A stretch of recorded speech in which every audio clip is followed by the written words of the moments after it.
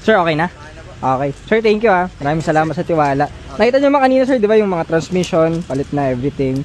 So, refresh na yung shift fork NB niyan, clutch. Tapos, syempre kami nang bahala dito, pagandahin pa natin yung unit. Ito sir, yung mga, yun kasama yung mga retouch, pati yung mga sidings, check natin. Syempre, PMS.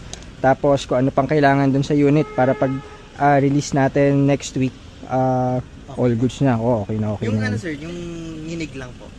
Lahat yun sir. Mawawala po. Under chassis. So, lahat pa, i-check po natin yan. Yung mga ganun. So, yun sir. Thank you. Maraming salamat. Maraming salamat ulit. Kami nang bahala sa unit niya. Huwag kayo mag-alala dyan. Basta paglabas yan, magbabagong anyo pa yan. Syempre, final dyan, detailing. Sige. Okay. Sir, thank you. Hindi naman siya yung parang mabilis maano. No? Alin sir? Parang, example, binabiyahe ko ng Nueva, ganyan. Hindi naman sir. Syempre, brand new yung mga transmission yan. So, kahit saang lupalot yung padalin yan. Meron nga kami yung last time. Davao eh. Davao Bon. Ngayon, nandun na sila. Nagbagyo sila. Tapos, nung weekend, nagbumiyahe na silang Davao. Ano yun sir land trip. Hindi siya Roro. So, andun na sila. Nakarating na silang Mindanao ngayon. Sila bossing. So, basta sir kami bahala dyan. Brand new lahat yan. So, okay na okay yan pag-release. Lalo pang kikinis yan. Sige. Sir, thank you. Maraming salamat ulit. Kami nang bahala. Update tayo dun sa sa Viber kung ano yung mga update natin sa unit. Sige po. Thank you po. Ayos. Paubos yung silver namin. Sige sir. Thank you po ha. Ingat po.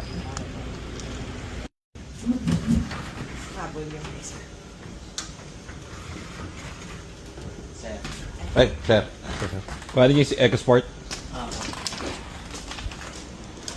So, meron tayong buyer ng EcoSport to sila, sir. So, pangatlo na silang bumili for today. Ngayon, bablog tayo kung bakit binibili yung mga EcoSport natin, ano.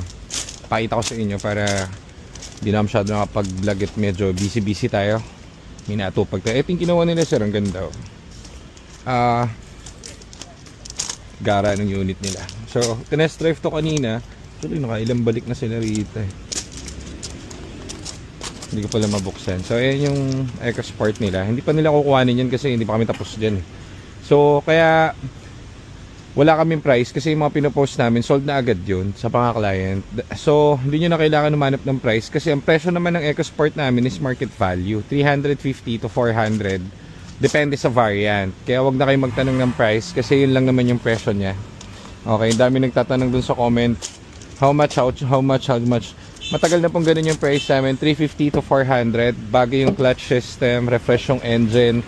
Lahat yan naka-check. So, anong pinagkaiba nung EcoSport natin sa ibang brand? Ipapakita ko sa inyo mamaya sa Blackboard dahil meron na kaming Blackboard ngayon.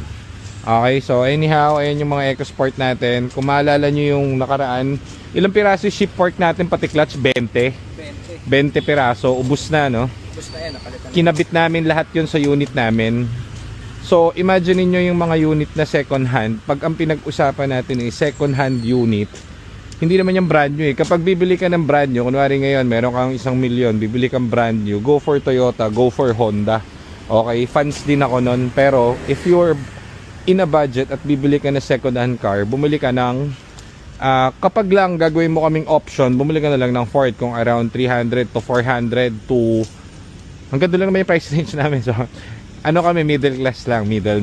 So, bakit ganon sa second hand? Kasi ito yung 40 namin. So, for example, ito Avanza. Ito Avanza, kunwari 2017 Avanza, ito 2017 din. Ang 2017 na Avanza, magkano ba 2017 na Avanza? Parang siguro nasa 550 ang Avanza na automatic. So, compared to dito, 380 siguro sa amin itong ganito. 380 to 500. Malaki rin yung difference, ha. Pero, again, gagawin nyo lang kaming option. Ang pinagkaiba kasi, guys, eto kunwari si Avanza, eto si Avanza, yung mabibili mo, second hand mo bibili, So, bibili mo yan sa market or sa direct owner. So, syempre, pag binenta sa iyan, bahala ka na sa buhay mo. Diba? Ganun lang naman yan. Dito guys, sa unit kasi namin 40 kasi namin to. When I say 40 namin to, hindi ko tinatawag yung kotse na unit. Ang tawag dyan actually is product. Bakit siya product? Kasi hindi naman to dumadaan lang sa amin, eh. Yung unit namin inaasikaso at pinapamper at pinaproject isa-isa. Hindi to basta bibili kami ng isang EcoSport at ibebenta namin mamaya. Nakita nyo naman dun sa ating mga works, 'di ba?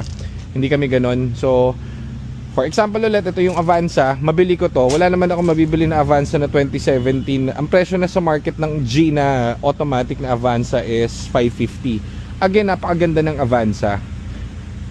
Totoo yan. Pangmatagalan talaga yung Avanza. Kaso second hand mo pa rin naman yun makukuha eh. So sabihin natin na yung nagbenta sa inyan, sa 10 na nasa market, sabihin mo yung isa dyan isa o dalawa sablay. Kasi kaya siya binibenta kasi sablay.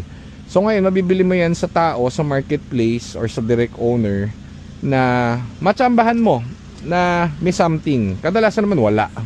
Pero kung malas-malas ka nga at syempre second hand mo naman niya kinukuha, hindi mo alam kung ano yung nasa loob niyan, ano yung mga issue niya dati, ano yung history niya. Unless meron kang mga record, meron kang kasa and stuff, 'di ba? Meron kang history nun sa kasa na, uy, napalitan na yung yan, jackpot ka dyan. Go for Avanza. Pero hindi kasi ako bias kung baga binibigyan lang kayo ng option. So ang target talaga namin na market is yung middle class na market. So ngayon, maganda ang Avanza pero hindi ko kasi feel, pag ako siguro sawa na ako sa Toyota, hindi ko feel na yung loob ng Avanza. Hindi ko siya gaanong feel kasi bakit? Marami na ako nasakyang Avanza kasi naumay na ako dahil kakagrab ko dati puro Avanza, 'di ba? Toyota, Vios. Dati yun din ang mga binebenta namin. Kaso kasi kung kunwari man itong Avanza na to, 'di ba, car dealer ako, makabili ako ng Avanza na ganito, 550 sa market to. Sabihin na natin, syempre, buy low, sell high. Parang ganun pag buy and sell ka Sabihin mo na makukuha mo tong ganito ng 480 sa market. Tapos ibebenta mo, ang price value is 550, 'di ba? So sabihin mo 480, 550. Ang ordinary kasi is papakarwash mo yan, papa-change oil mo, mga ganun-ganon, SOP, tapos bebenta mo na para ang profit mo 50k, di ba? Ganun naman yun to be honest, matagal na akong car dealer, ganun lang naman yun, alangan namang gawa yan, tapos papalitan ko yung radiator nyan, papalitan ko yung transmission nyan. Sa amin kasi hindi ganun kapag dating sa Ford, kasi pagdating dito sa aming product, ang gagawin namin gawa yan o hindi, lahat ng SOP niya ibibigay namin, ibabalik namin siya sa Ford specs kung paano siya unang nabili. So bababa yung transmission yan kahit gawa, papalitan ng shift fork, papalitan ng clutch. Sabi nila sirain, sabi nila mahal, ba't namin ginagawa?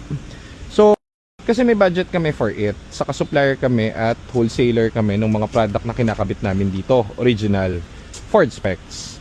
So for example, ito 550 na to si Avanza, tapos ito 380 sa amin, second hand pa rin to. Ang ginawa lang dito is change oil. So pag nakuha mo to, syempre si Avanza lalabas pa rin yung problem niyan. Unlike dito sa unit namin na lahat chinek na namin at napalitan na namin lahat. Na-refresh na yung engine yan, transmission yan, napalitan na lahat ng dapat palitan. So 0-0 to. So compared to dito sa Avanza, mas may laban ako dito. Kaya ko to padala ng Mindanao. May mga client kami from Davao, Ilocos, Iloilo, Mindanao, dinadala nang walang problem yung kotse nila kasi kaya namin, 'di ba? Unlike dito na ibebenta ko na, syempre ibebenta ko to, pagdadasal ko na walang problema. Kasi hindi naman yung pag nabili ko itong Avanza. Kunwari nga again 550 itong Avanza, buy and sell ako. Nabili ko ng 480.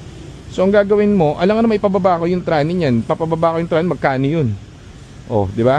So papacheck ko yung clutch niyan, magkano yun? Pupunta ka sa Banawe para humanap ng surplus pero hindi mo kayang palitan ng bago to. Kasi malulugi ako. Di ba? Pag yan, pinababa ko tranny niyan, sabi mo bayad ako ng 30 mil, 480 ko nabili, Pababa ko yung tranny niyan. Sabi mo sa surplus diyan sa Banawe, kunwari pudpuri na clutch na itong Avanza. Kasi nga second hand ko nakuha di ba? Binigay sa akin ng 480 kasi pudpud na ang clutch. So ngayon, ang mangyari diyan makuha ko man yan, mabili nyo sa labas yan, sa inyo abutan, kawawa kayo kasi kayo magpapagawa nun. Pero di ko naman sinasabing masisira, may mga times lang na ganun. So option lang. At least dito kasi sa unit ko, kampante ako kasi lahat dito na check paulit-ulit lang yung ginagawa namin na ganyan, di ba? Kaya ganyan. Mamaya sa blackboard ko titirahin. So salamat kila sir. Thank you very much at ubos na ang unit ulit. Kailangan na natin mag-reload dahil parating na naman ng mga bear months at uubusin na naman ng ating OFW ang ating mga unit. Salamat po sa inyo. Thank you very much.